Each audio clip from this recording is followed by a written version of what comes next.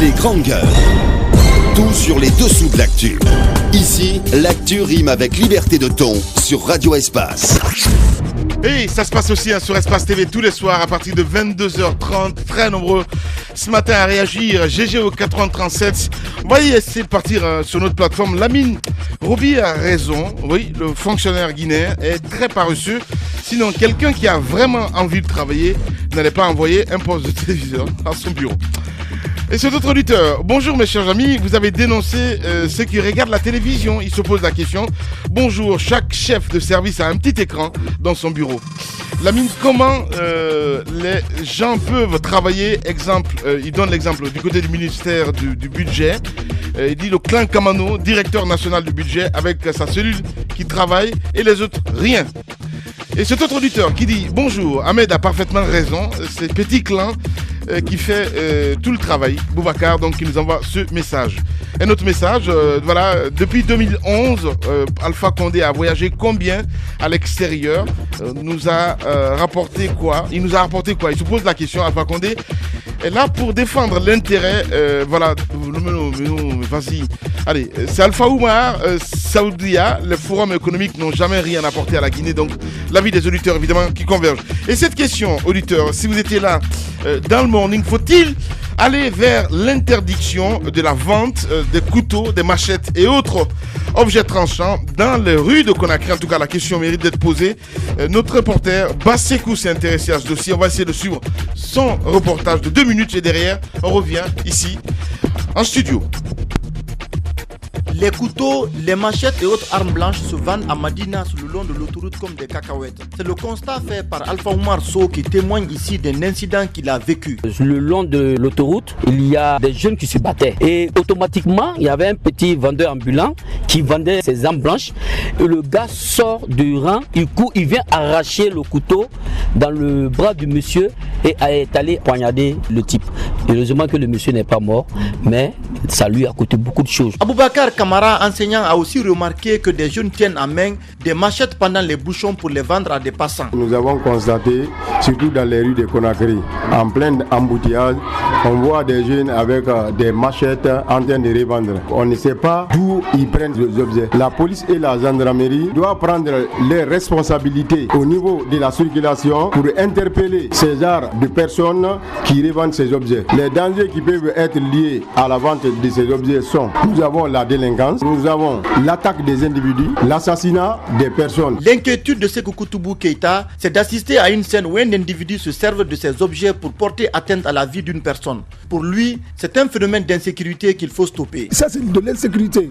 Parce qu'il se peut qu'on ne trouve un mouvement là-bas à Madina et qu'on ne trouve les gens en train de vendre les machettes. N'importe quelle personne pourra prendre les choses et couper quelqu'un ou bien faire du mal avec la chose. Vous les voyez, les gens, les vendeurs de machettes là, qui circulent à travers ceci-là, ils ne disent rien.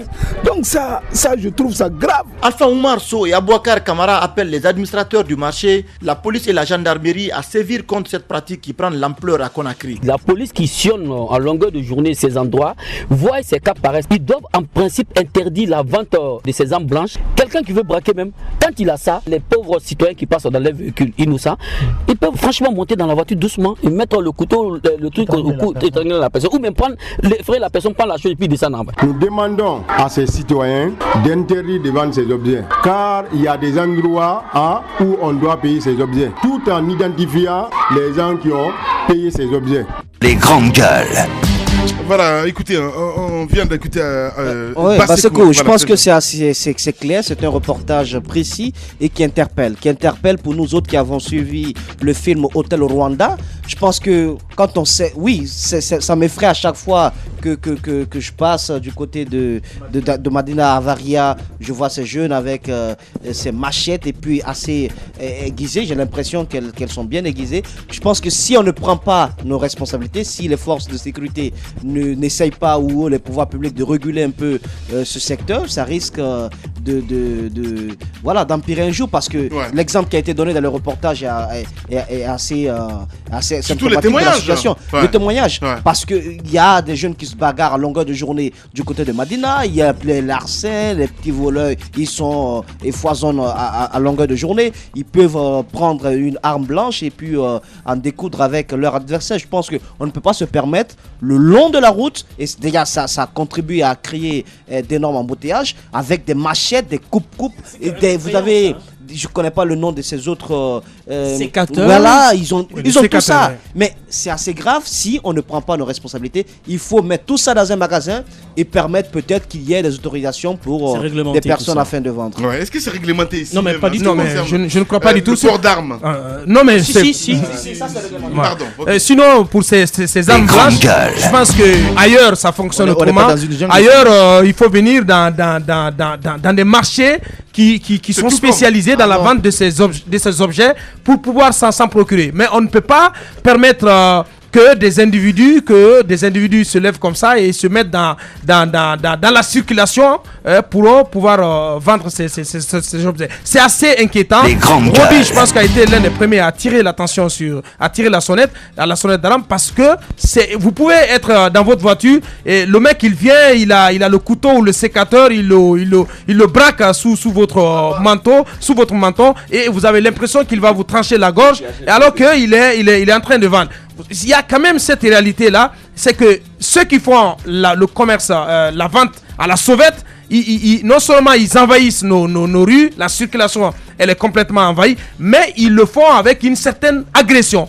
Parce que vous regardez un peu quand vous sortez de Conakry, aux différents points de sortie, quand vous vous arrêtez pour prendre de l'essence ou pour faire quelques provisions, il y a ces vendeurs-là qui viennent comme une nuée de sauterelles, qui viennent s'agripper à votre véhicule, mais c'est une forme d'agression. Je pense que cela doit s'arrêter. Et imaginez que le mec qui est là, l'individu qui est là, qui a le sécateur ou le coupe-coupe, imaginez que ça débloque dans sa tête pour une seconde, il peut faire du mal. Je suis d'accord avec toi, c'est vraiment inquiétant. Franchement. Mais ça ne fait pas rire, Tamba. Si ça t'arrivait. Non, écoutez, Lamine. C'est toi-même qui as le plus envie de rire en parlant de cette question. Les grands Mais en fait, écoutez, ces vendeurs, pour eux, c'est une marchandise comme n'importe laquelle. Vous voulez qu'on leur dise, par exemple, allez vous installer à tel coin du marché.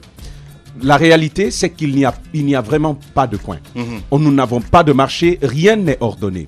Vous ne pouvez pas dire à des commerçants guinéens, bon, ce secteur-là va être pour ceci ou cet autre pour cela. Parce que justement, rien n'a été planifié par rapport à ça. Il n'y a pas de marché par rapport à ça. Je me rappelle encore ce vieux commerçant qui circule dans les rues de Madina à Kaloum avec de grands tapis de salon. Il circule avec ça tout le temps. C'est pour vous donner un peu la difficulté que nous avons. Il y a des grossistes, oui, qui peuvent avoir ces éléments-là. Mais ces détaillants-là, c'est comme un vendeur de chewing-gum ailleurs qui cherche à vivre. Vivement que l'État commence à réfléchir non seulement à récupérer les espaces qui avaient été prévus pour les marchés, parce qu'ils ont été vendus. Puisque c'est pour l'État, ça avait été fixé pour l'État, la loi est très bien claire là-dessus. Celui qui investit sur un domaine de l'État le fait à fond perdu. On peut récupérer cela parce que la loi nous le permet. Il faudrait procéder à ça. Tous ceux qui ont acheté des domaines qui étaient prévus pour être des marchés, qu'on les récupère, qu'on les mette en valeur, qu'on organise l'activité commerciale en Guinée. Sinon, je vais vous le dire, on va demander aux gens de ne pas sortir, de laisser les artères. Ce ne sera pas possible. L'exemple de Matoto est évocateur. Les dames ont été chassées. Aujourd'hui, elles reviennent. C'est pas cela qu'on demande. On parle d'un sujet précis. On parle de la vente de ces objets tranchants, de ces objets de ces armes blanches. Je pense qu'on dans aucun pays on ne peut permettre cela, que des individus prennent ces objets et qu'ils circulent avec dans la circulation et qu'ils viennent vraiment vous pointer ça sous le cou, au niveau du cou, en vous le proposant pour être acheté. Je pense qu'il faut réorganiser cela, il faut interdire cela dans la circulation et ramener tout ça à l'intérieur de nos marchés. On ne dit pas que le gouvernement doit sévir pour interdire, pour ne pas permettre à ces petits débrouillards de pouvoir vivre C'est pas ce que nous demandons. J'ai une question. Mais on veut que le débat soit porté sur un point précis. C'est la vente de ces armes blanches, de ces objets tranchants dans la circulation. Cela est anormal. Allez-y. Bon, qu'est-ce qu'on peut faire des coupes-coupes, des machettes en pleine capitale? Moi, c'est la Voilà. Non, écoutez, s'il vous plaît. Non, attendez. Il faut réduire tout ça. On va s'écouter, les gars. Il faudrait que ce soit dans un endroit précis, qu'on sache où on les achète, qui les revend, parce que ici, on a tendance à assister à une accumulation de frustration. Ouais. Les gens sont vexés, ils ont des dents, comme on le dit, contre leurs proches. On ne sait jamais quand ça va dégénérer. Je pense qu'il y a longtemps que ça a été dénoncé. Il est temps que ces personnes prennent leurs responsabilités. On n'est pas en train d'attaquer ces petits vendeurs à la sauvette qui essayent de gagner leur vie parce que, voilà, mais on parle spécifiquement de ces armes blanches. Il faut réguler ce marché. Allez-y, Roby. On n'est pas en train de parler du vendeur de mouchoirs ou du vendeur de CD ou je sais pas quoi, ou ces petites vendeuses de jus d'orange, bien sûr, qui occupent l'artère et qui créent les bouchons, je suis d'accord. Mais là, c'est un sujet très précis et un sujet dangereux. Très dangereux. Et ça ne se, écoutez-moi, et ça ne se fait pas partout. Ça se fait quand même dans une zone où il y a un magma de personnes comme Madina. Ça se fait dans un pays où nous assistons tout le temps aux manifestations publiques. Ça se fait dans un pays où vous voyez des détraqués mentales circuler tranquillement sans être inquiétés. Ça se fait dans un pays où les gens sont fâchés les uns contre les autres. Ça se fait dans une zone à Madina où le banditisme est élevé. Je pense que c'est très clair. Je ne dis pas que ces vendeurs ne se permettent pas de vendre couteaux et quoi, mais il faut que ce soit réglementé. Il faut qu'on leur dise, voilà, c'est interdit de vendre machettes, haches, sécateurs ou je ne sais quoi dans la rue, parce que sinon, si on le fait pas, eh ben si c'est pour cette raison-là, moi je peux bien être un bon débrouillard et aller prendre mes pistolets et venir m'arrêter en bordure de route et je suis en train de me débrouiller. Je suis en train de chercher à vivre. Je pense que c'est réglementé. Dans tous les pays, on ne vend pas les armes, que ce soit les armes blanches ou que ce soit n'importe quelle arme, on ne le vend pas n'importe comment et n'importe où. Raison pour laquelle je pose la question, et Ahmed m'a répondu autrement, hein, voilà, tout à l'heure. C'est un travail qui revient en bonheur. C'est important, Ahmed, parce que ce qui se passe du côté de Madina, c'est très grave. Oui, le port d'armes, quand même, comme vous l'avez signalé, c'est la question que vous avez posée. C'est réglementé. C'est de l'arme aussi, Ahmed. C'est une arme blanche. Oui, ce n'est pas une arme. Voilà. Allez-y. Mais sauf que c'est différent. Justement. Parce qu'on peut prendre non seulement pour aller au champ, on peut également prendre pour couper des branches à la maison. Les fleurs. Donc ça quand même c'est autorisé. Ce sont des armes blanches, si on peut le dire ainsi. Autorisé. Non, mais ça ne sait pas. Les sécateurs, par exemple, c'est pour tailler les fleurs. Puisque vous n'en avez pas allez, merci au bord de votre allez-y. aux abords de votre cour. Je suis désolé. Allez-y. Je pense que Moussa a appuyé un peu trop sur l'accélérateur. On ne peut pas interdire ou encore ficher celui qui va acheter une machette. Donc je pense que ça c'est quand même des armes blanches mais qui sont autorisées comme le couteau à avoir sur soi à domicile. Ouais. Mais vous avez parlé des pistolets, ça quand même, il y a une réglementation, ce n'est pas possible. On ne peut pas les avoir sans au préalable avoir une autorisation du ministère. Maintenant, Roby, je sais que vous voulez répondre, même partout dans le monde, il y a quand même des gens qui possèdent des armes sans déclarer. Mais là, c'est clair, si vous vous faites prendre, ben vous en assumez. Les conséquences, c'est pour vous seul. Donc je suis parfaitement d'accord avec les uns et les autres. La messe a été dite, il faut quand même cesser de vendre ces armes dans la rue parce que on a des touristes, on a un peu de tout qui viennent dans ce pays, des touristes qui voient ce genre de trucs, des investisseurs qui voient des gens en train de se promener avec des machettes dans les rues de Conakry. Je pense que c'est effrayant. Ils auront même peur de descendre et de visiter le marché qu'on appelle le plus grand marché de la Guinée. Je pense que c'est quand même des actes à stopper le plus rapidement. Je voulais rajouter pour terminer rapidement en disant que c'est un travail qui revient d'abord au gouverneur à mon avis mais à la base il y a ces responsables communaux, le maire et tout le conseil communal qui doivent faire un travail à ce niveau-là, un travail de contrôle et d'interdiction. Je pense que ça interpelle ces autorités locales, mais au plus haut niveau, c'est le gouverneur et je pense que le nouveau gouverneur qui viendra, il va s'attaquer à cela. Mais puisqu'on parle de vente de produits divers dans la circulation, il y a ces jus dont Roby parlait tantôt. je pense que si on prend le temps, on prend le soin de vérifier la date d'expiration, de péremption de ces produits-là, généralement ce sont des produits avariés qu'on déverse dans la circulation. Vous voyez, c'est parce que les prix sont complètement revus à la baisse, et donc ça attire. Ça attire donc les gens qui ont un pouvoir d'achat assez faible. Et nous récemment, nous sommes tombés sur une canette de jus Pran, ça on s'en est procuré du côté de Solo Primo. Donc nous gardons encore cette canette là, mais on a vu c'était périmé. C'était périmé. Nous avons fait un article là-dessus sur Mosaïque, mais nous gardons encore cela. Si vous voulez, nous vous présentons cela demain. C'est périmé. Donc il faut dire à ceux qui importent ce jus là qu'il faut vraiment revoir cela. On ne peut pas vendre du produit périmé aux populations. Non, je n'aime pas, Ahmed. Ça c'est la responsabilité. Écoutez, ça c'est la responsabilité des services de contrôle de qualité, mais en même temps c'est une chaîne. Parce qu'il y a des gros commerçants ici qui se font appeler des grossistes, comme on les appelle. Lorsqu'ils envoient les grosses quantités de jus, de lait ou je ne sais quoi, de jus commando, etc. Mais oui, je vous explique. Mais regardez sur les réseaux sociaux, il y a plein de personnes qui ont ouvert des jus commando et à l'intérieur on a retrouvé des verres. Ça communique bien sur les réseaux sociaux. Il y en a même qui ont ouvert des jus de Capri-Sun dans lesquels on a retrouvé des verres. Mais les photos existent. Regardez, parce qu'ils envoient ça en grosse quantité et la capacité d'absorption de la population n'est pas là. Ça reste tout le temps dans le magasin et la date de péremption arrive. On dépasse même la date de péremption. On les a encore dans le magasin, mais on n'a pas envie de perdre l'argent qu'on a investi. Alors qu'est-ce qu'on fait? Ces bandes dames qui se débrouillent en bordure de route, qui sont sur le pont là, le pont kenyan, je ne sais quoi. Ce sont ces bandes dames là qui viennent, qui prennent ces produits là à bas prix et qui les proposent en bordure de route. Voilà comment ça se passe. Ces dames là, elles cherchent à vivre. Elles savent pas est-ce que c'est la qualité. Elles n'ont pas besoin de regarder la date. Pourvu que tu l'achètes à 1000 francs et tu consommes, et elle rentre avec à la maison parce qu'elle a eu à 500 francs chez le grossiste. Voilà, c'est une chaîne. Il y a le contrôle de qualité. Il faut être rigoureux. Il faut aller à Madina. Il faut contrôler la qualité des produits de consommation qui sont là. Et il faut retirer sur le marché ceux qui sont périmés et les détruire. Tant qu'on ne les a pas fait, ce sont des produits qui se retrouvent sur le marché et ce sont des produits qui se retrouvent en bordure de route. Et c'est le même processus, même dans les pharmacies. Merci beaucoup, Roby. Allez-y, Tamba. Écoutez, tous ces constats sont évocateurs d'un malaise. Il y a des structures de l'État qui sont chargées du contrôle de la qualité des produits que nous consommons. Qu'est-ce qui est fait par ces structures-là?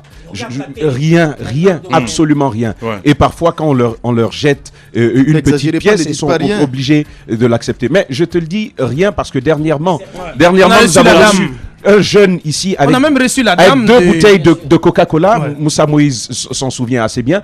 À l'intérieur, il y avait des ailes de cafard.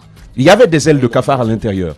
Justement, mais le service de conditionnement, le service contrôle qualité a été là. Il a suivi la boîte. Ils n'ont rien dit. Le jeune a été obligé de revenir vers nous ici pour donner suite à cette situation-là. Ahmed Kamara, je dis encore, les services de l'État ne fonctionnent pas suffisamment. Et ça, c'est évocateur d'une autre situation. Lorsque les prix descendent comme ça sur le marché, qui est-ce qui souffre sérieusement? Celui qui souffre, ce sont nos entreprises locales. Nous avons la Sobragui, nous avons la Bonagui qui produisent à l'intérieur. Mais lorsque votre produit intérieur est beaucoup plus cher qu'un produit que l'on importe et que les Guinéens se tournent vers ce produit, quand on vous dit qu'une boîte de Vimto est vendue à 4000 francs guinéens, vous comprenez cela? Une boîte de Vimto, c'est un miracle, ça. C'est un miracle, on doit se dire, mais qu'est-ce qui ne cloche pas? Mais personne ne se pose encore la question, je vous le dis, il faut un travail de fond. Oui, il faut restructurer par rapport aux armes blanches rapidement, il faut restructurer, mais la solution à long terme, c'est de trouver des espaces pérennes, des espaces formalisés où on va recaser des gens. En attendant, il faut interdire cela. Il y a le snobisme des fines gueules et la rudesse des gueules de bois. L'infortune des gueules moins propres à la douleur des gueules cassées. Il y a les jeux d'esprit des drôles de gueules, le piquant des amuse-gueules. Mais par-dessus tout, il y a l'audace et la pugnacité des grandes gueules de Radio Espace. Exubérantes et effrénées, rarement politiquement correctes et toujours excessives, les grandes gueules plus que jamais déterminées. Grandes gueules à vie. Seul le Tout-Puissant pourra nous faire taire. Bienvenue chez les GG de Radio Espace Guinée. Voilà, on s'intéressera demain, pourquoi pas, aux plages, Moussa. Aux plages, et puis la question, quand est-ce nous aurons un gouverneur à la tête de cette ville? Le gouverneur, il est où? Et qu'est-ce qui se passe? Est-ce que les marabouts ont fait le compte? Oui, mais écoute, le nouveau gouverneur, il est où? Et les marabouts, je sais que ça travaille beaucoup, il y a des gens qui lorgnent ce poste, il y a beaucoup d'aspirants à ce poste, mais il faudrait qu'il y ait quand même un gouverneur à la tête de cette ville. Parce que le problème des plages est un problème assez grave, les plages sont fermées, il faut qu'on interpelle l'État. On a un dossier là-dessus, il faut qu'on interpelle l'État par rapport à ces plages. Nous savons tous les drames enregistrés sur ces différentes plages, mais est-ce qu'il faut pour autant continuer à les garder fermées? Parce que ça cache aussi l'irresponsabilité de certains services de l'État. Face à leur incompétence, ils n'ont pas les moyens de valoriser ces plages, de les mettre à profit pour que les jeunes puissent en profiter. Je pense que demain, on va revenir là-dessus. Pourquoi pas interpeller le ministère aussi. Oui, mais pour le poste de gouverneur, je vais vous dire que dans les conditions normales, il n'est pas difficile de trouver un remplaçant. On ne va pas me dire quand même que dans ce pays, il manque la compétence. Mais le bon profil, le profil du gouverneur traditionnel, c'est peut-être ça que le président n'a pas encore pu trouver. Le bon griot, il n'a pas encore trouvé. Lorsqu'il va trouver le bon griot, celui qui sait bien chanter, mobiliser les femmes au palais du peuple pour des occasions solennelles, lorsque le président de la République le trouvera, il le nommera gouverneur. Merci. Moi, je pense que, comme l'a dit Roby, trouver aujourd'hui, en tout cas, un remplaçant à Festoriba Soel, c'est pas chercher une aiguille dans une botte de foin. Je sais, par exemple, que récemment, nous avons eu à échanger avec l'ancien ministre Mathurin, qui ne trouverait pas mauvais d'inconvénient à ce qu'il devienne gouverneur. Et il nous confiait que c'est l'un des postes qu'il souhaitait avoir, qu'il souhaitait faire avant donc de complètement remballer. Je pense que c'est pas que je fasse un peu de la communication pour lui, c'est pas du tout, je ne sais pas si il y tient toujours, mais c'est un monsieur en tout cas qui pourrait faire un bon gouverneur de la ville de Conakry. Il a été à de hauts postes de responsabilité en plus, donc je pense qu'il peut ramener de l'ordre et je pense qu'il a fait aussi un temps au niveau du ministère de l'urbanisation et de l'urbanisme et de l'habitat. Conakry souffre de son manque de plan d'urbanisation et Conakry est sale. C'est un monsieur qui pourrait apporter de l'efficacité, en tout cas pour tous ces problèmes. Merci beaucoup Abakar Diallo. Abakar Diallo d'ailleurs, il va revenir sur cette actualité du côté de la CENI successivement à l'espace premier. Ça va se passer sur le coup de midi sur cette antenne. Une grosse pensée ce matin à Ada Camara qui a perdu donc son père ce matin, que son âme repose en paix. Merci à vous qui nous regardez à l'international. Grand merci à Mamoudou Kondé qui a réalisé cette émission et à la radio Feu Débat dans ce coup. Vous allez passer une excellente soirée sur Espace TV. Au revoir.